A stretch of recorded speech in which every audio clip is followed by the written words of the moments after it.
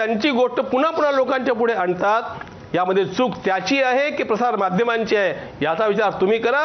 आचार्य पीठांचा यामध्ये कुठलाही विरोध नव्हता, हे स्पष्ट झालं पाहिजे म्हणून थोडं विस्ताराने मी तुम्हाला सांगितलं। पण स्वामीजी, शंकराचार्यांची प्रत्यक्ष तिथं उपस्थिती तुम्हाला अपेक्षित होती आणि आमंत्रण तर त्यांना दिलं गेलं असेल, तर त्यांनी न येण्याची काही कारणं होती? म्हणजे त्यांनी काय त्यांच्या वतीनं काय सांगितलं का ते येऊ शकत नाहीत?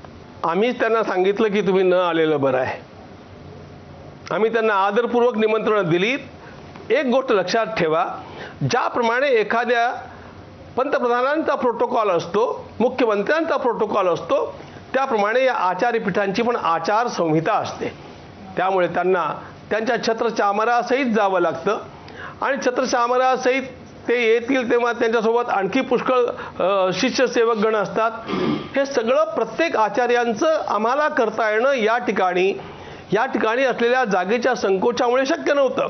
बरं, शंकराचार्यांच्या पीठांचं म्हटलं की रामानुजांच्या पीठाचं पण येणार, मग वल्लभाचार्यांच्या पीठाचं पण येणार, मग मध्वाचार्यांच्या पीठाचं पण येणार, मग उत्तर भारतातल्या अनेक पीठांचं येणार आणि त्यामुळे असे शेकड्यानं जर आचार्य या ठिकाणी आपल्या लवाजम्यासहित आले तर त्यांची व्यवस्था करण्याची आमच्याकडे क्षमताच नव्हती आणि आपल्या पंतप्रधानांच्या सुरक्षा व्यवस्थेच्या नियमामध्ये हे सगळं बसत नाही आणि त्यामुळे आम्ही अत्यंत आदरानं या सर्वांना हे कळवलं होतं की आपण कृपा करून आम्हाला आशीर्वाद द्या आणि हा कार्यक्रम आटोपल्यानंतर आपण या ठिकाणी सन्मानानं दर्शनाकरता या।